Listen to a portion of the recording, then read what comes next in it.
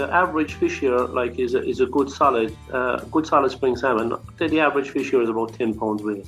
We're not famous for huge fish, but we have a really good standard of fish here. I would confidently say 10 to 11 pounds is our average springer here. Hello and welcome to the Ireland on the Fly podcast about the people and places of fly fishing in Ireland. Continuing our focus on spring salmon fishing, this week we turn our attention to the Upper Caragh Fishery in County Kerry, and we speak to Mike O'Shea, the fishery manager, to find out about the spring run as well as the rest of the season on the system. Now, based in the spectacular Reeks district between Killorglin and Glenbeigh, if you don't catch a fish, just going there alone is worth it for the scenery. Well, maybe the first time, but after that, well, you do want to be landing a salmon or two, I'm sure. So before we hear from Mike, Tom, how is the fishing going for you as we hit March and the run up to Paddy's Day? Well, Dara, how are you? Well, kind of a hiatus. I mean, and it's always the fear that it'll happen this time of year. The weather has really gone against us. So what there's is it not with much. The lack of rain as well, like that. Just It's just going to say that. I mean, it's what Mike says. Talking to him there, he's saying down at the Upper Caragh, the river is at summer level. I mean, I was saying to him there, the lakes here are nearly at summer level here. So, we've had no rain, and it's only, God, I'm trying to think, like the lake here was at winter level in early January.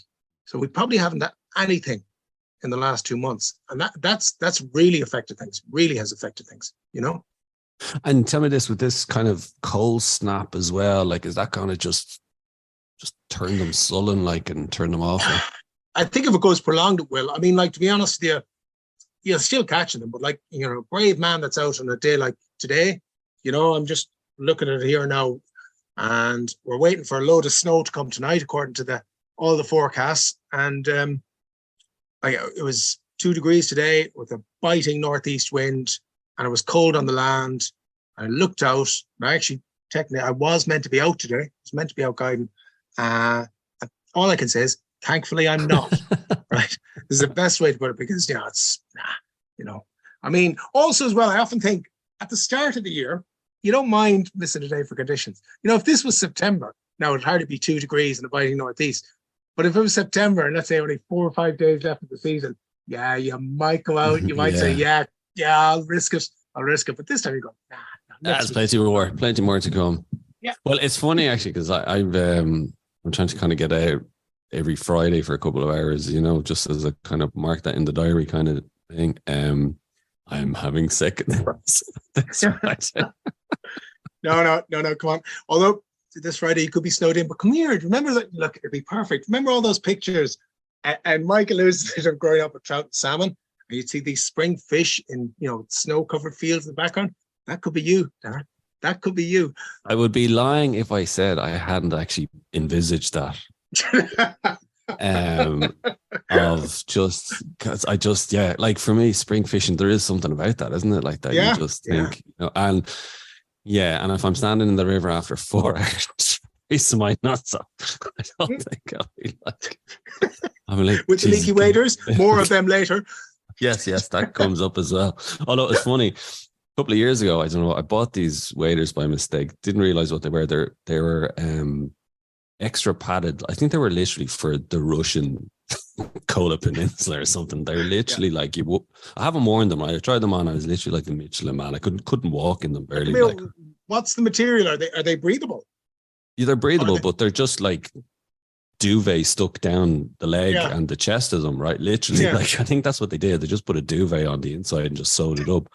And you can barely walk with them, but I actually think I'm going to take them this Friday. That's right. I might try to get a picture, like, to see what it'd be like. Yeah. I want to see that. I want to see these. These sound very interesting. So they're still hanging up in the shed. So hopefully there's no leaks. I'll find out soon enough.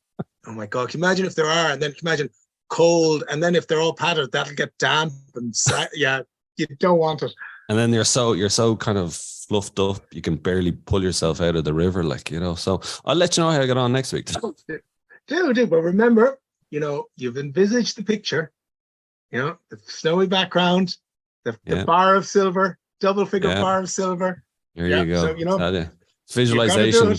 My wife always tells me, if I come home, empty-handed from salmon fishing, which happens quite a bit, and she's like, you just don't believe it enough. Like, that makes no sense at all. There's, conditions, temperature, river height, time of year. No, you just don't believe it enough. If you believed it more, it would happen. I'm like, right, okay. You know what? I'm going to say, I'm kind of with her a bit. Confidence is huge. Oh, no, don't get me wrong. Yeah, look, don't get me wrong. You got to believe every time that swings around just in front of the rock. Yeah, I'm going to get the tug.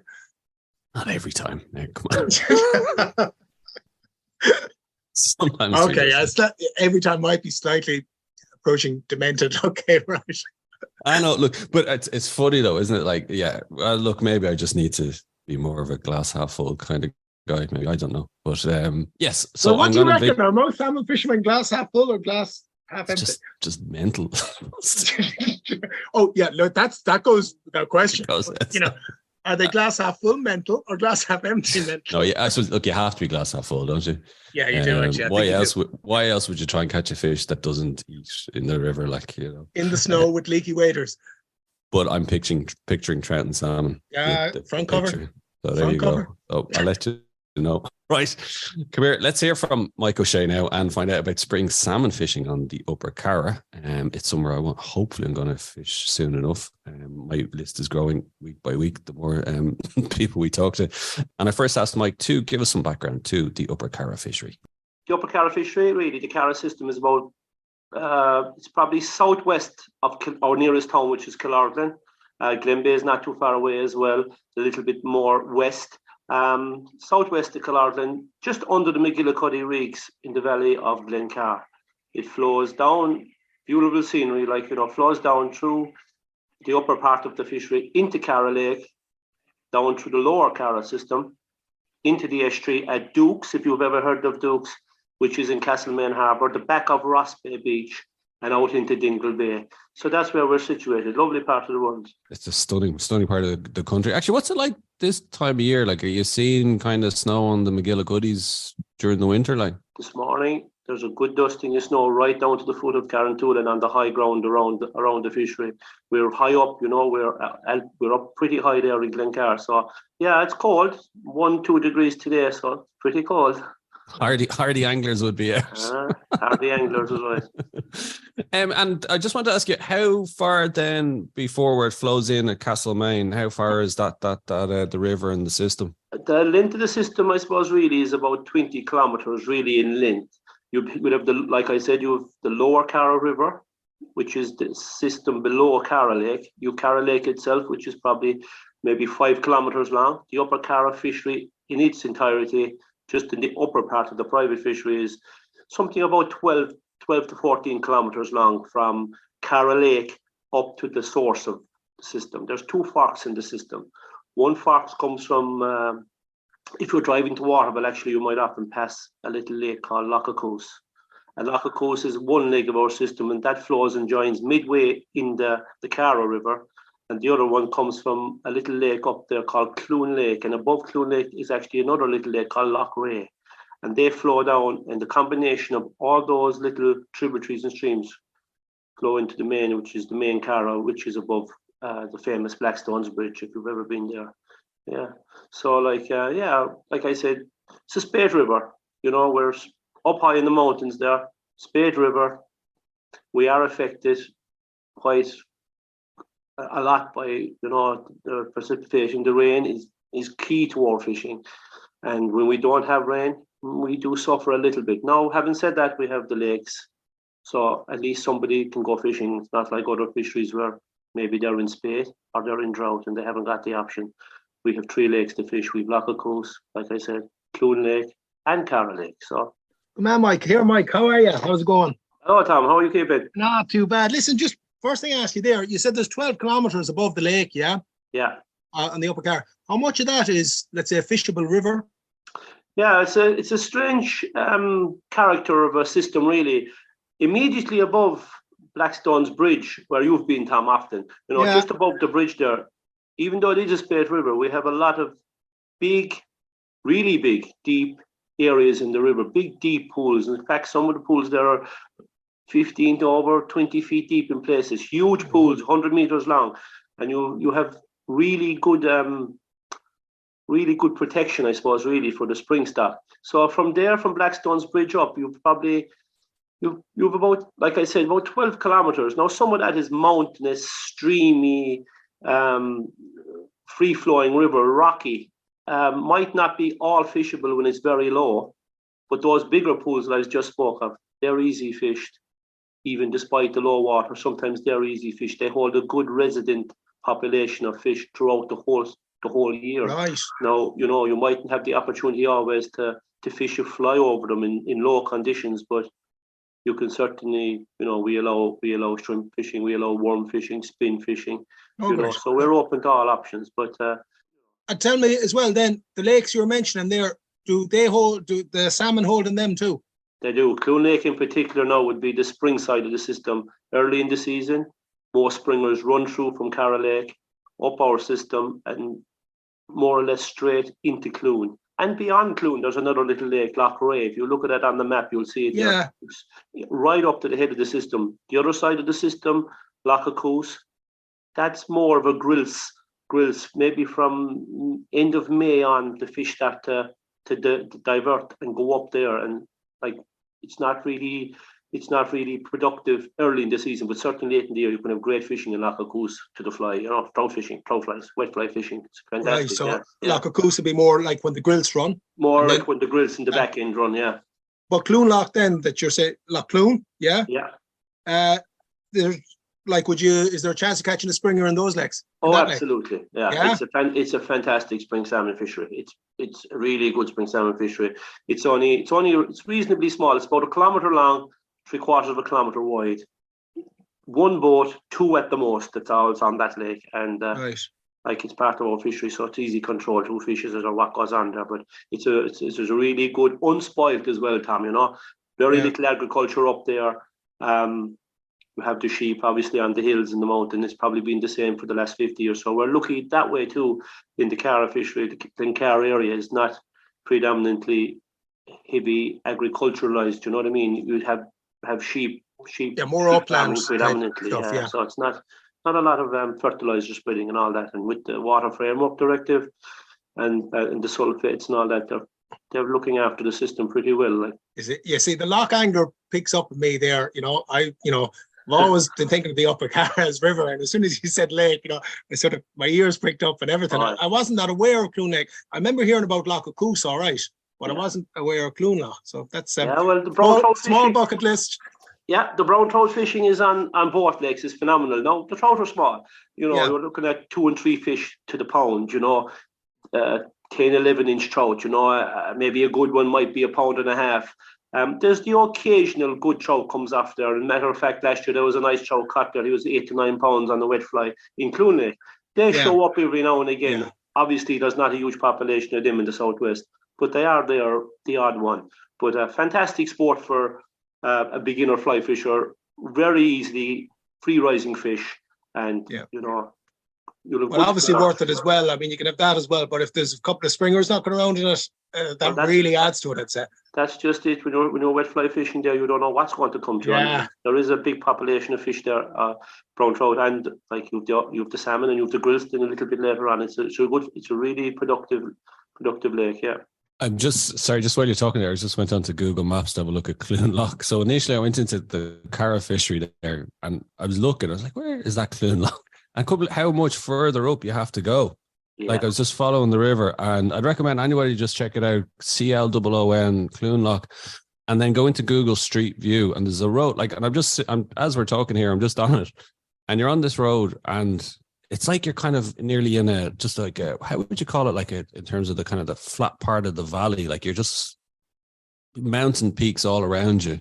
Yeah, it's like a little glaciated valley. Yeah. It reminds me a lot of the west of Ireland as well, back around, Loch Finney and those places, Tom, near you, where it's really remote, it's wild, and you have a few sheep and a couple of households there farming, but it's really beautiful scenery. It's unspoiled, you know what I mean? Yeah. So it is up quite a bit, and it's great. It's great to have. Stunning part. You mentioned actually in terms of the space, because you're at that bit where you are, do you obviously look, we're drier summers we're getting now, Mike. Are you still getting enough rain during the summers, or are you noticing as well? Look, it's been hit by the kind of the drought-like conditions we're getting. Yeah, well, one thing I can certainly say in the just over 20 years that I've been up there, maybe at the beginning of that time, like go back to 2000, you would just say year from 2000 on. If you had a really good night's rain, you'd definitely get 3 good days fishing out of a good summer spate, or any spate for that matter. You get a prolonged, slower release of a flood lasting longer. These days, I have to say, the flood seems to rise quicker and fall off a lot quicker. I think part of the reason that could be maybe, a lot of farmers up there now, they've moved on with their machinery. Nearly every farmyard now has a little digger, a little mini digger. All the drains that might have been half clogged or half blocked years ago with weeds, wet areas in the land have been drained. The rain seems to get into the system quicker and leave the system quicker. Certainly, it's definitely affecting us. The dry, like last year, obviously, was a very dry season, and I suppose there's no point saying otherwise. Our catch book suffers because of that. You know what I mean? Having said that, Caragh Lake is a good reservoir, below our system. So despite the fact we might suffer a lot from the drought conditions, Caragh Lake can hold the fish until such time they can run the Upper Caragh, and ultimately it's the Upper Caragh they're going to spawn in. They're going to go up into the upper reaches of all those little streams and tributaries we spoke of. And yeah, definitely the rain has a bearing on our fishing. Spring salmon, is that the best time of year for the Upper Caragh? Yeah, the Upper Caragh over the years, it was renowned as an early spring fishery. I mean, really early. We've encountered fish there in late December, and we collect broodstock in the fishery, and quite often, especially like up until maybe the last 4 to 5 years, we've often got a fresh spring salmon at the end of December, mixed in with the fish in the system. So it's an early fishery. We always have been an early fishery. Having said that, we generally don't open until mid-February. But that's more of an effort, maybe not to overemphasize the catching of kelts and things like that, and just a little bit. Our bookings too would be quite light early in the season. 17th of January is the traditional opening day down in the southwest. We leave it go until about the 15th of February, 4 weeks later. And I think even if you look at this year's catches, even some fisheries have been open since the new year. Something maybe to think about. Just a little bit later gives the kelts a chance to get away out of the system, and you're not handling those kelts either. I know a lot of them will die if they're handled, and even if they're not handled, a lot of them die. Yeah.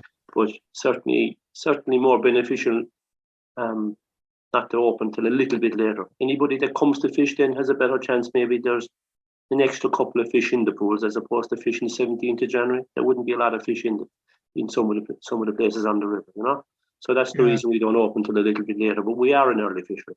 There does seem to be a trend that the runs are becoming that bit later, the spring runs. They are. I'd agree with that, yeah. Next week is St. Patrick's Week. I think 20 years ago in our fishery, that was the peak of the spring salmon run. And it was in a lot of other fisheries as well, all over the country. I think the peak now, depending on water levels and rainfall, sometimes it can be as late as the last week of April going into May even. Sometimes it's quite late, or a longer period when the fish run not starting until you're looking now, not really getting going until the 17th of March, pushing into April and on into May. Whereas years ago, it would have been all over come the end, second or third week of April. Years ago, you'll be waiting for the grilse. Right. That's not the case anymore. Yeah. Tell me this, Mike. What's the size of the springers you'd get on average? Yeah, despite it being we're a small fishery, the average fish here is a good solid spring salmon. I'd say the average fish here is about 10 pounds weight. We're not famous for huge fish, but we have a really good standard of fish here. I would confidently say 10 to 11 pounds is our average springer here. We wouldn't have really small fish. And we're not also, you get the odd big fish, but it's a good stamp of a springer here. Good quality fish. Yeah. Mike, what's the record? What's in the fishery? I think the record was caught in Clune Lake in 2008 by a Northern Ireland gentleman. I think the man has since passed. His name is Robert Wilson, and he got a fish in Clune Lake estimated about 28 pounds. And that was a big fish. Yeah, I didn't see the fish now, and unfortunately there was no camera footage or no photographs taken of that fish, but there was 3 people in the boat, and they measured the boat on the back of a sheeling. They were fishing in a sheeling boat, and the boat on the back seat, at the back seat of the boat, they put the fish on the boat just to unhook him and stuff on a mat.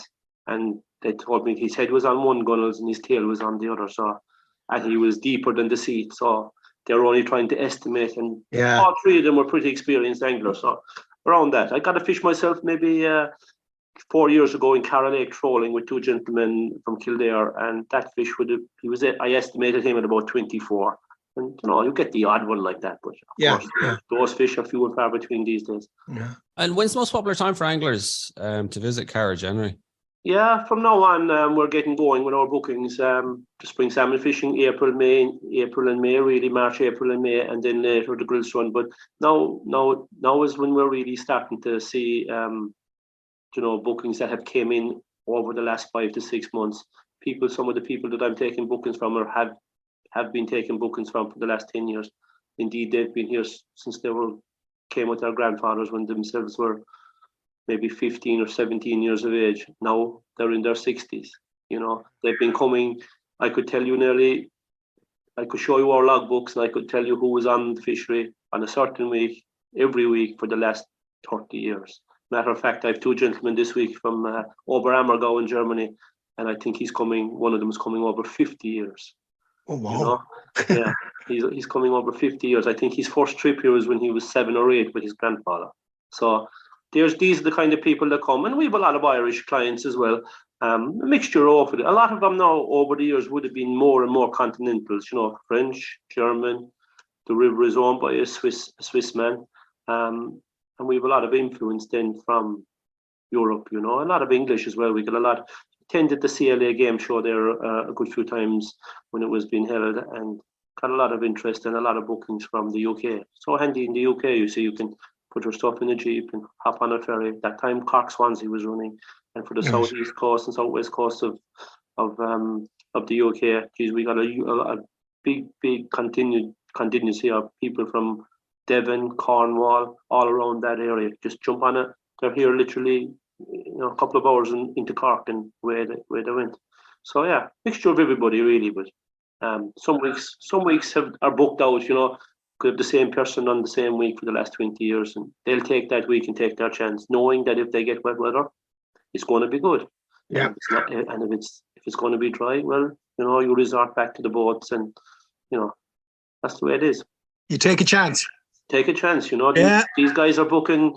Maybe booking in September for the following March or April or May. So they have to fish when they're here, and if it's good, not. Maybe that's more the reason on a spade system you don't have a lot of maybe more regulars, because to book it, the water has to be right. And if you're living in, like you, Tom, if you're living in Galway, if it's dry, it's dry all over Ireland. You're not gonna emphasise yourself on doing a bit of fishing on a spade system. How's it been actually? So what about you're probably opened about 3 weeks now at this stage, are you, Mike? Open 3 weeks, and the weather has been relentlessly dry, as you know. I got 1 fish on the 15th of February, spinning with a flying sea, we hadn't had a lot of activity on the river then because it's been so hard, dry weather, really low. River is at summer level, and we haven't had a lot of people fishing. I've 3 this week. They started, today's Wednesday, they started Monday morning, but they've had a few kells now, 2 or 3 kells every day, but they haven't had a chance to encounter a springer yet, and that's the way it is. Conditions have been atrocious though, Mike. Conditions are bad, Tom. They're really there. All over they're the country. Bad. Yeah. I mean, they're bad up here. They're bad, you've been up fishing around here. It's just, as you said, the lakes here are nearly at summer level. Yeah, sure. I was out in I was out in Lochmask myself last week, and it's dropping fast. And I heard Caragh is really low. I haven't been there yet, but all over. Low. You can't really judge. You can't really judge the amount of fish caught in the country because the conditions have been so dry. nearly every river now is a spate river in a certain sense, but certainly conditions are low everywhere, and that affects us and it affects everybody else as well. Talk about silver. I was fishing the Blackwater last week, and yeah, you're right. Like I was wading, pools there where you wouldn't go near at this time of year normally. Like, and let's just say I discovered I had a leak in my waders. It certainly was not summer conditions, I can tell you. Holy crap! I felt that. I tell you, you'd want the double neoprene on you. Even then, sure. I was like, levels might have been summer, just the levels. Just the levels. Yeah. Oh my God, it was unreal. But I tell you, Mike, tell us this. Talk to us a bit about the hatchery that's on the fishery. When it was introduced, the reason for introducing it, and how it has fared. Okay, so yeah, I started there maybe in 2000, and not long after I started, the boss came to me and he said he'd like to have a hatchery.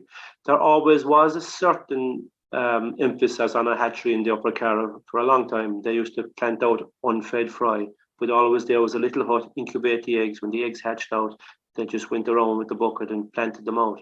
So we took it a step further then, and we installed a few tanks, and we set ourselves up, and maybe the first release of fish then of smolts would have been 2002. So 2002 we wanted to maybe complement the wild stock that was already in the river, but even at that sign 20 years ago there was signs that the springers weren't doing as good as maybe they should be doing. So we said, look, there's a hatchery house there, it's half there, the incubation house was there in place, so we installed a few tanks and installed a reed bed and different things like that you need. You need all these things for a hatchery, and we started in 2002, and we released the fish in April 2002. And I remember at the time a lot of people were saying, because you maybe brought those eyed over to small stage sooner than they would maybe in the wild, that all those fish would be coming back as grilse. And of course we only stripped multi-sea winterfish. So we went ahead, and when we stripped, we waited with bated breath in 2003, but we didn't get a single fish back. And we know our fish because we don't micro tag, but we do fin clip. The year went by, the following year started in the spring, and I remember, I think it was around the 17th of February in 2004, the actual first two fish that were caught that year were both fin clipped. One was 11 pounds and one was 13 pounds. And that was the start of it. So we said then, definitely, despite what other people think, certainly did seem to us that it helped, and it has been helping since. And, we strip only multi-sea winterfish. We don't strip a lot of fish.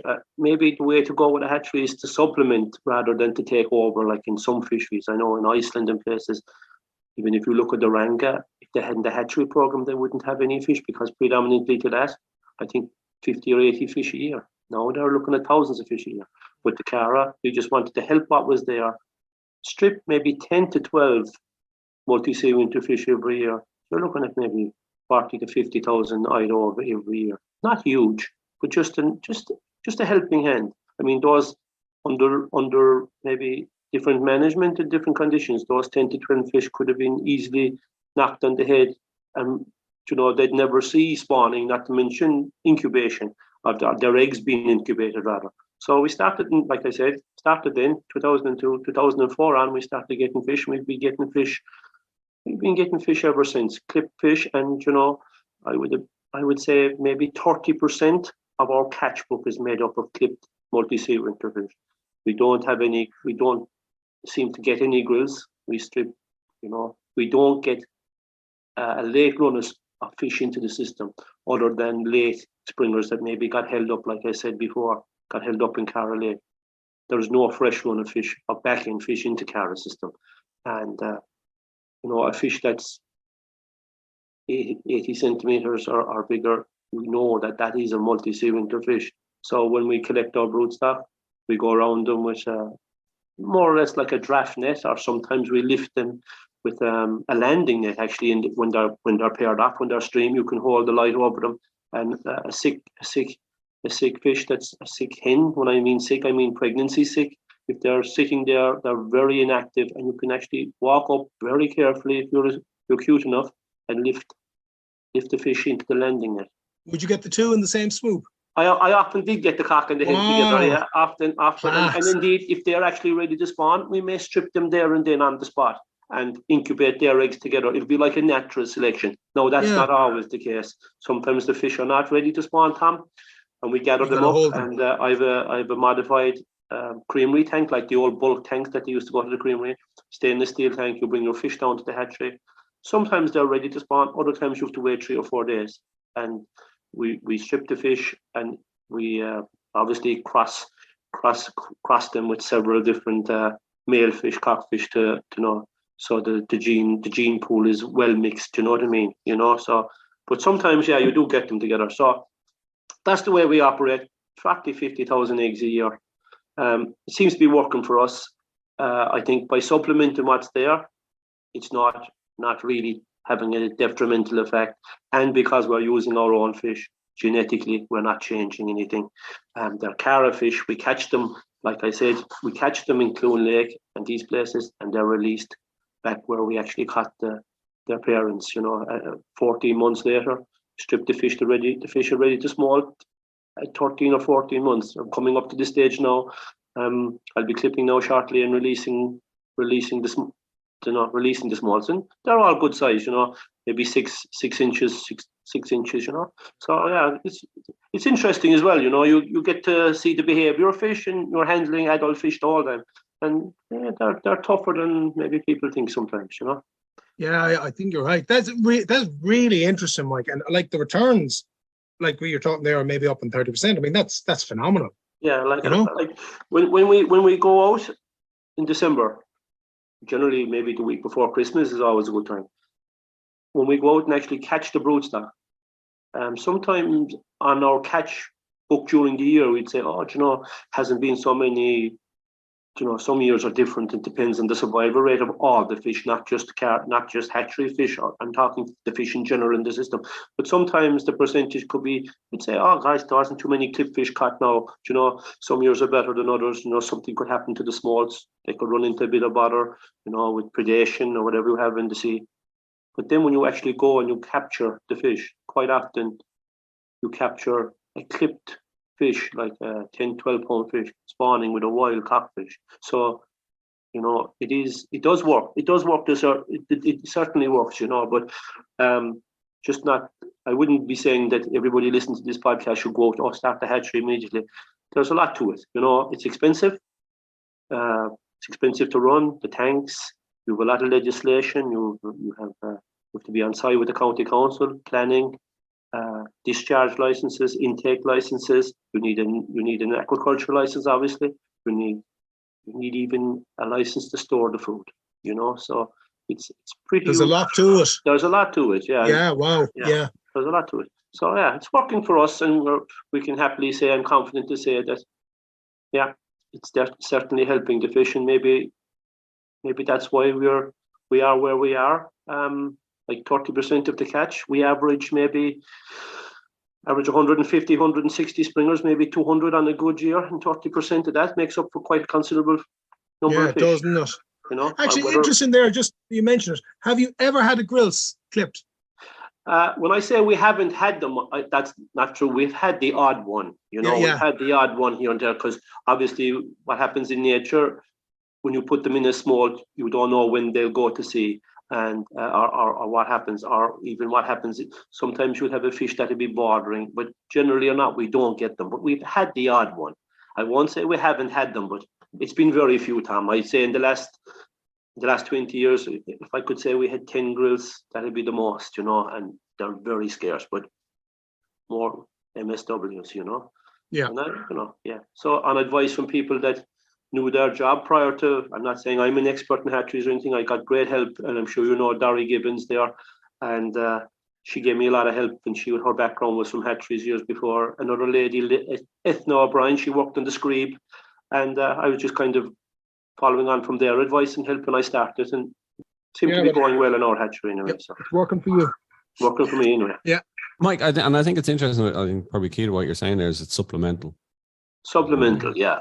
You're not trying to take over. I mean, anything can happen with any kind of structure man-made. I mean, you have pipe work and you have tanks and water flow, you have pumps, aeration, oxygen. And like last year, the water temperatures were up late 20s, early 30-degree temperatures. I mean, you have to be really careful then when you have stock. You have to make sure they're getting plenty of oxygenated water. So anything can happen. And if anything was to happen, thankfully, touch wood, I can say we had no real disasters in our hatchery because our flow comes directly from the river and it's ambient temperature the whole time. But we do supplement it with aeration in times when it's hot. But if you were depending solely on a hatchery, and you had a disaster or you had an issue, you would have no stock for the following, or maybe 2 years later, and that has been proven on other fisheries, So, like I said, supplement. So, 30% of what we get is clipped, and the rest are wild fish, So it's a good balance, But yeah, supplement is the key there. The wariness criticism exists around around hatcheries, and Tom, I'd be interested in your thoughts on it as well. Why do you think that is? Do you think there's kind of I think it comes back to maybe people are thinking, oh, you're just trying to replace what's there, but there still does seem to be a bit of kind of hesitancy around hatcheries, isn't there? Like it's almost like a dirty word, almost like. It is like I'd say, probably I'm not a scientist, and I've heard the advice that's been offered by various different institutes and scientists all over Europe. I think that if you let a fishery get to the stage where it can't sustain itself, and then you go to have a hatchery, you may be a little bit too late at that stage, because you look at a lot of rivers now are catch and release, or they're even close to angling. You have brown tag systems. I think sometimes when it goes that far, if you have to really restock a fishery like that, you're left with no other choice to bring in maybe fish from an outside fishery. So maybe then, as a scientist, I can see the argument. And that's probably one of the main reasons they talk about this genetics of every river has its own genetics. I think if you were to have a hatchery starting from scratch, taking in fish from another fishery, they mightn't do so well as maybe their own native stock. So I'd say that's probably one of the biggest bearing factors. So like for us, we strip our own fish and we still have enough fish to go up and catch 9 or 10 fish or a dozen fish to strip. There's probably fisheries out there that would struggle to do that, or maybe have the ability to do that. Maybe the topography of the fishery or the geography of the fishery wouldn't allow them. It can be rough sometimes in those spawning areas, but we can do it. But I think that's probably one of the biggest limiting factors why the approval isn't given to some fisheries. Genetics, if there isn't enough stock there initially, like depending on stock coming from outside to build up your fishery, may not be the answer. And there's other topics in there as well, and that talk about survival rate of fish that are maybe incubated and fed artificially, that they're not used to feeding in the wild. But all these things are great, but I keep emphasizing I'm not a scientist, but what I can say is the smolts in your tank or in the tank in our hatchery, I mean, they've never been anywhere only in an incubation tray, and then stages up to a certain size tank, being fed artificially, being fed again at another stage. You grade them out and you have them in an outside tank, maybe a 3 to 4 meter tank, 2 meters of water. But I know one thing, if you drop a worm in there and they've never seen a worm, or if you drop a fly in there or a daddy longlegs, they'll take it. So, I know you might think you're feeding them and you're changing them, but I think the call of the wild is still instilled in a lot of those creatures. And I think that given the chance, I think maybe down the road, you might see more and more hatcheries, especially with the way the run of fish are going. I mean, if you think about it, there's been very few creatures in this world that haven't got some kind of a help when they're in danger from man, either in safari parks or incubation zoos or rehabilitation of certain species. And I think the salmon is going to be no different. That's my own view. What's your take on that, Tom? Well, I mean, you probably know this, but currently within the trend again seems to be anti-hatchery, particularly from the science viewpoint.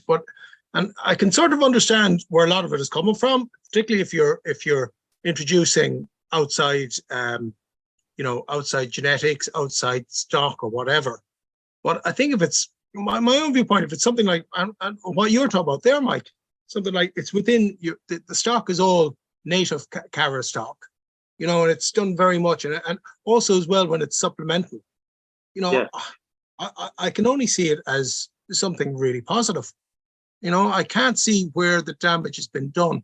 I can't understand like where you're bringing in, brood stock from outside the system, or non-native brood stock.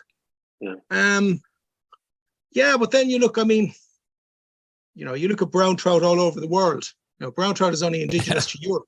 Okay, it's only, in fact, I'll never forget. I had a guy out once who caught fish in Argentina and New Zealand. A guy from San Francisco, and he caught a fish with me on the duck fly a couple of years ago.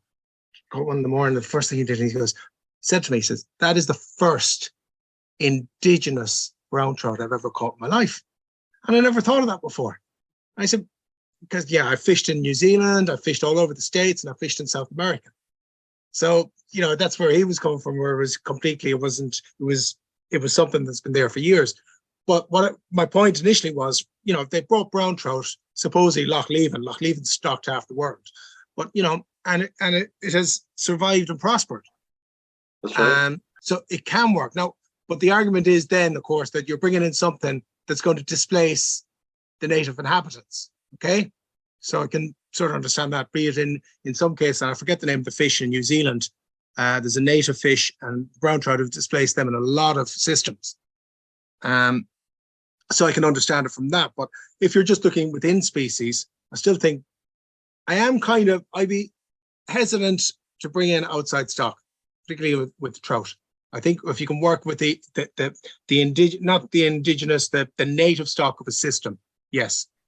Yeah, I think you're right, Tom. No, that's the way we're going. No, there is one contradiction in that whole thing, and that's if you just look back at, look at what's going on. I think it's Patagonia, the sea trout fishery. I think is it in Buenos Aires or somewhere like that. I think those fish initially, Argentina, they came from Scotland. It was a Scottish man or an Englishman that brought those, and it didn't happen there for a long time. They put the fish, introduced the eggs, and now it's one of the most prolific. Of course, maybe the feeding there is different, but I think down the line, I think maybe it'll be the savior of the salmon, and But the thing about it is, though, Mike, isn't it? Like you said, you don't want to be doing it when it's too late. Where you're trying, it's very true, Mike. So if there's a hesitancy and then suddenly it's like it's too late, it's like, well, you're doing it for the wrong reasons then, well, that's it. I think first key is if you're going to do it before it gets to the stage where it's at the tipping point where there's, the goose that lays the golden egg is gone and you haven't got the opportunity to use those genetics that were maybe bred into those fish for millennium, and taking fish from another fishery. Yeah, I'm not sure how that would work. It doesn't. I've never done it. Never had the opportunity or to discuss that in depth with anybody. But I know that genetically, our own fish are from the Caragh, and I welcome anybody to come down and have a look or see the system. And it's great. It's also great. It's not just great for anglers. It's also great for kids. I'm doing a couple of times now. I've had a couple of visits from TY students from Brota, Tralee and Killarney. Secondary students, and they come out and you show them the life cycle. You can show them the eyed over, for instance. You can show them, 8 or 10 weeks later, you can show them the actual elvins in the tray. You go from there onto the fry, onto the par, and even onto the smolt. And if they're there at the right time in December, you can show them the adult fish being stripped. So you can educate people too. It's good. It's not just for kids, obviously for adults too. But it's good to be able to show people. I know. Well, I tell you, I just know. From an angler's perspective, I haven't fished the Caragh, but I definitely want to. I fished Delphi, and I have not complained. When I've got like a 10, 12 pound salmon from the hatchery, I haven't gone off. That's all I can still remember is the fight off the fish and landing it. That's it. That's it. Yeah. That's it. So I'll have to test out that theory in the Caragh next, Mike. You will actually. Yeah, that's it. More welcome. Mike, tell us, how did you get involved as a fishery manager? What's your own background? I suppose if I was being truthful, my own background, I'm originally from a place called Cremon, It's on the shores of Castlemaine Harbour. And since at a very young age, I used to fish with my father, who was a commercial draft net fisherman in Cremon.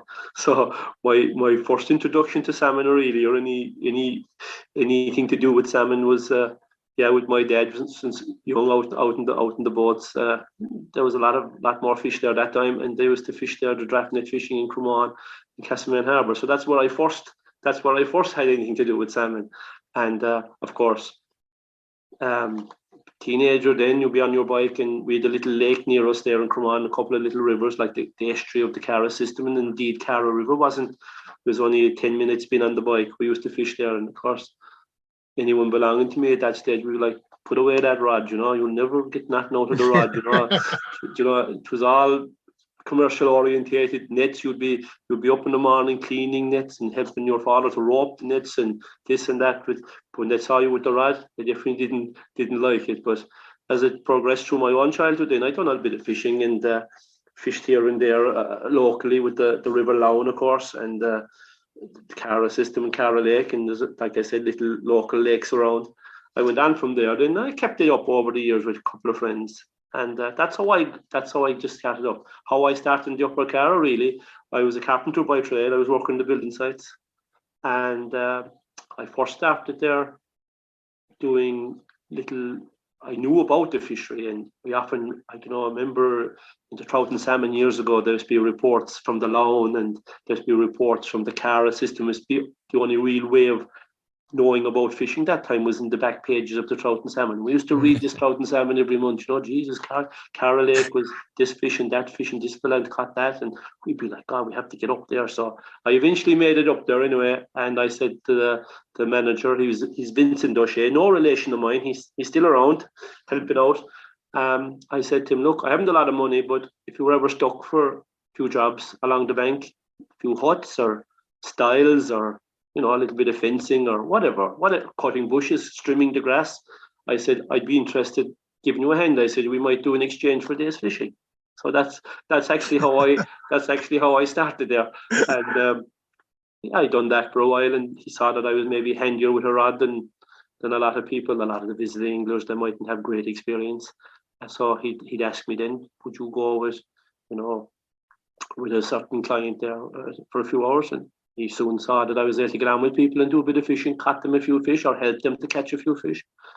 I progressed from being maybe doing a few days gillying there during the summer and things.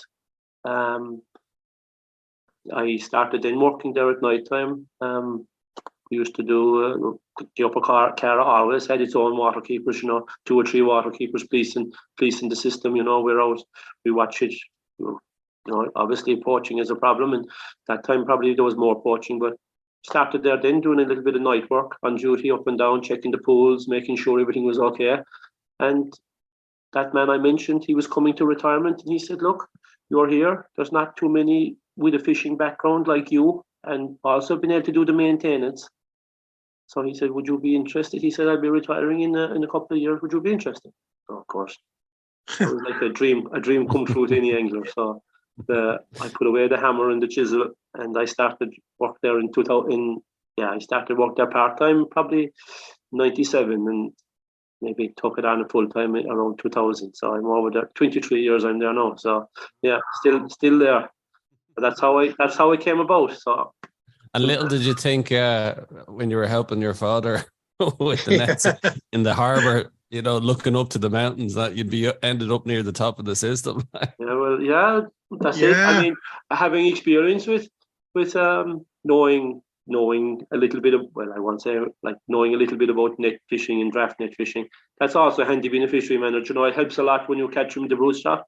But also, I can tell the telltale signs maybe of nocturnal activities along the estuary or along the lake. I know what to look for. I know when to look for them.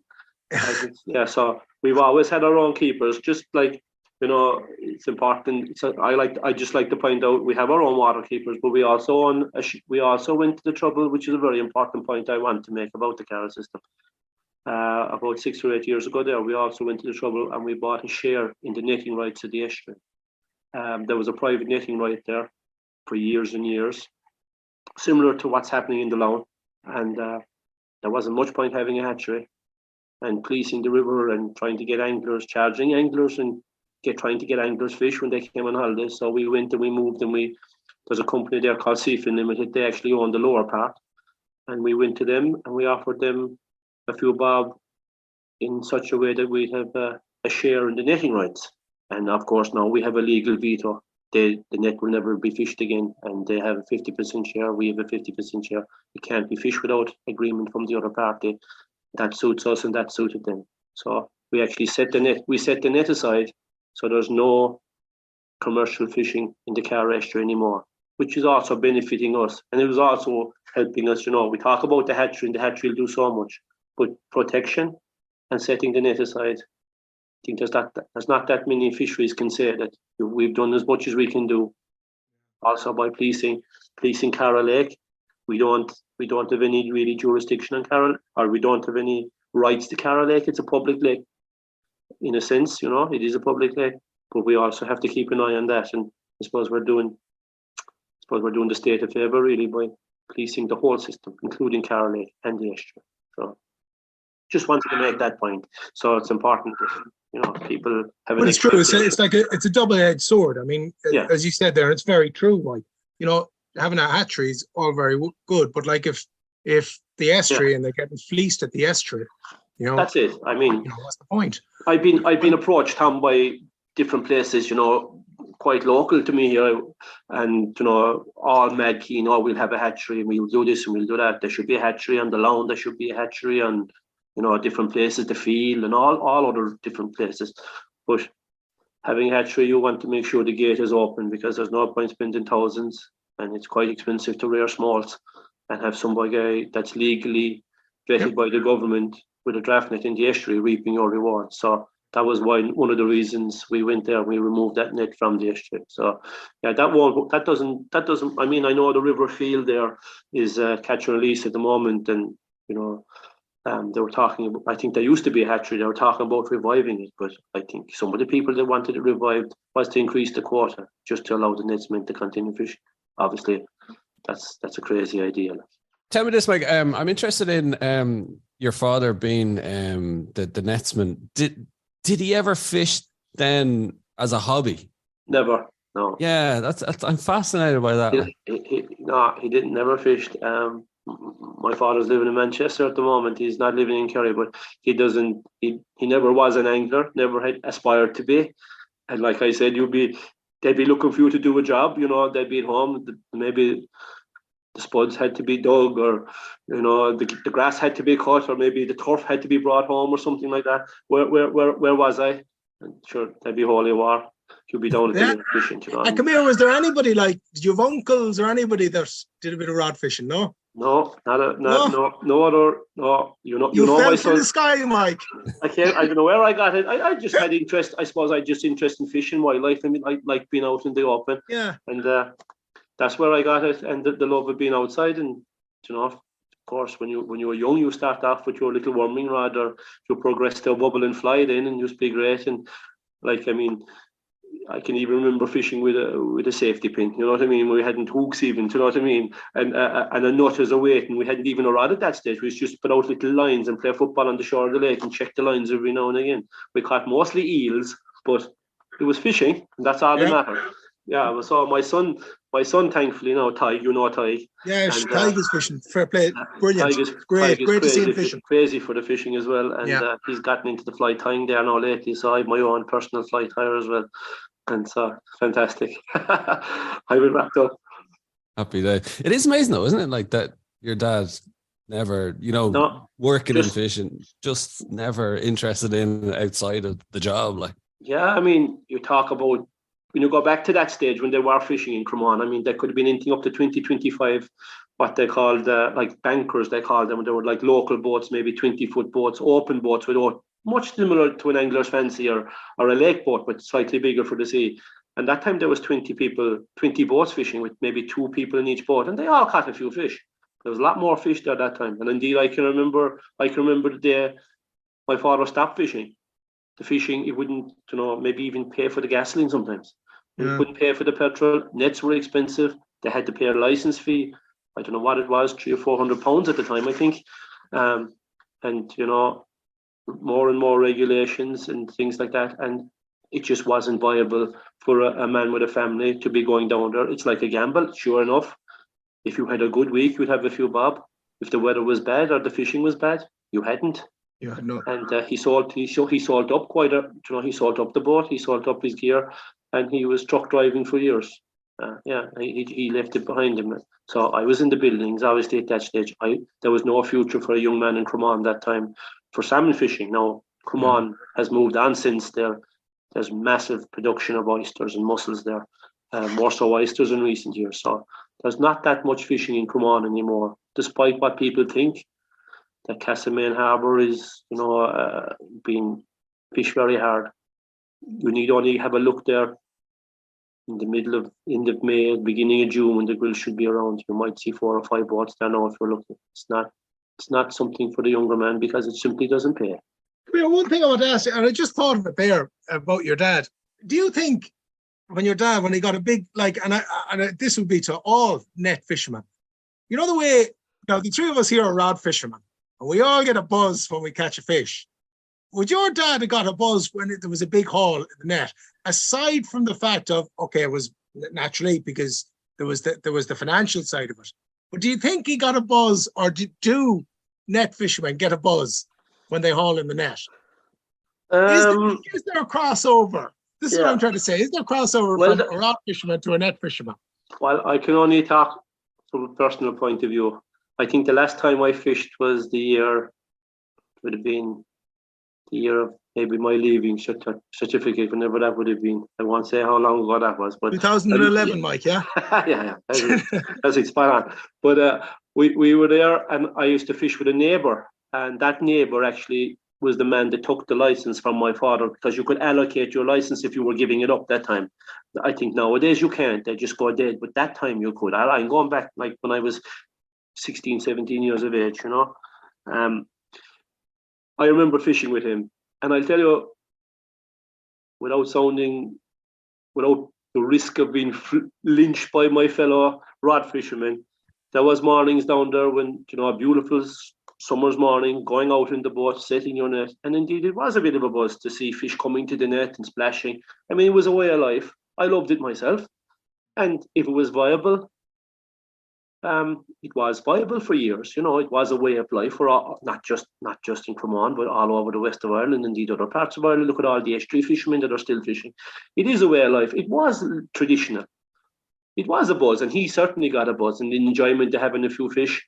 And always, we ate well at home because, you had a fish that was maybe damaged and wasn't fit for market.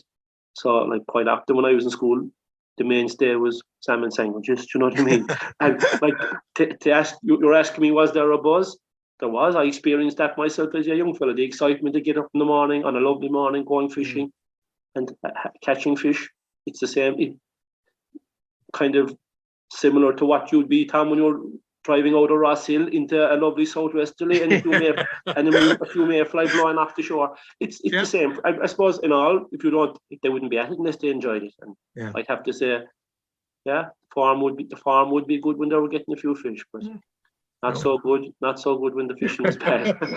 Unlike us rod fishermen. That's it. We can enjoy fishing for pleasure, but for them, that's true. Actually, different ball game altogether. Final question to you, Mike. What was your most memorable fish caught in the fly? My most memorable fish caught in the fly. Well, I've had probably dozens of fish on the fly in the Upper Caragh. My most memorable fish myself that I caught probably wasn't maybe even in this country, if I can say that. I fished Iceland a few times, and learning to fly fish over, not fly fish, but learning how to riffle hitch over there. Wow. Which, on top of the water, floating line, floating leader, small tube fly riffling. I've been catching fish over there, 18 to 20 pounds weight on a floating line in gin clear water. I think the biggest I got was maybe just coming up on 20. And I mean, to see him coming to the fly 4 or 5 times before he took it, it was like, that's my most memorable fishing. The fishing there indeed is spectacular. It's fantastic in Ireland as well, but my most memorable fish, truthfully, was fishing probably the Ormasa River in Iceland. And that fish was close on 20 pounds, yeah. was good. But I've caught. I suppose the beauty of being a salmon fisherman and being a salmon manager or working on a river constantly, I suppose I'm blessed that I can catch a fish. I won't say when I like, but I've had so many opportunities to catch fish. But yeah, that's my most memorable fish that still stands out to me was with a single hand rod tossing 20 pounds riffling.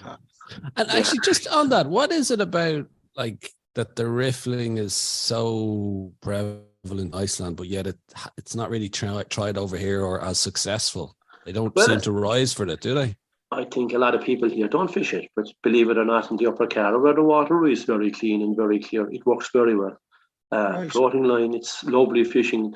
You can go down a pool with a floating line and a sing tip and not get a single response to a fly, and go back down over them with a tube fly. And actually what's very good is like a green peter muddler with the deer hair on top. Just fish it on a floating line, and whatever it does, I don't know. I think it instills a little bit of craziness in the fish, or maybe brings out a little bit more aggression. But they can take it vigorously, similar to where a trout would maybe rise to a fly behind the fly in the air and take the fly on the way down. You know, we've all experienced that, and I've experienced that several times in the Upper Caragh, and I've done it. I fished it on the Lown as well, maybe not to the same extent. I think you definitely need maybe to know the areas you're fishing, where the fish are there, as opposed to fishing. Sometimes when you're fishing in a river, you're fishing down maybe on some unproductive water and coming to a hot spot. I think if you concentrate more on a certain line where the fish are, it's more productive. It's definitely very productive in the Upper Caragh, but definitely it seems to instill a little bit of it definitely brings out the aggression. I think the fish in Iceland, I don't know, I think they are a little bit more aggressive than what we have here. I mean, anybody that's fished there, you probably fished there, Tom, you've probably seen that. Like, they can be sometimes just crazy, you know, and not just one fish, but a whole group of fish. Well, Mike, I have to say, listening to you and explain to us about the fishery, the hatchery, it seems to be a very enlightened approach, and it's proven successful for the Upper Caragh. So continued success on that. And just if people are interested in finding out more, maybe doing a bit of fishing, what's the best way to get in contact? Yeah, well, I'm on my phone number is ready available on all the fishing sites. It's on the IFI website. They'll get me on Facebook. You know, my number is out there. So, you know, anybody that's interested in giving us a call, you know, give me a ring.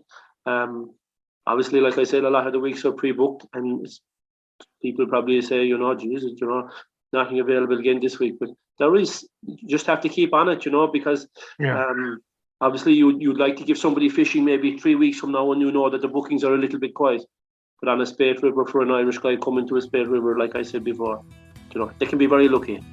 It could be quiet, and it could be raining. That's fantastic, and it could be dry. And if it's dry, generally they don't come. But yeah, anybody wants, give me a shout, and I do the best I can for them. That's all I can say. Promise them the chance, but not the fish. Exactly. Mike O'Shea, thanks very much for joining us. Thanks very much. Our thanks to Mike O'Shea for joining us on the show. And don't forget to rate, review, and follow the Ireland on the Fly podcast on Apple, Spotify, or wherever you get your podcasts from. Plus, you can keep up to date on IrelandOnTheFly.com, as well as on Instagram, and myself and Tom will be back with another episode about the people and places of fly fishing in Ireland.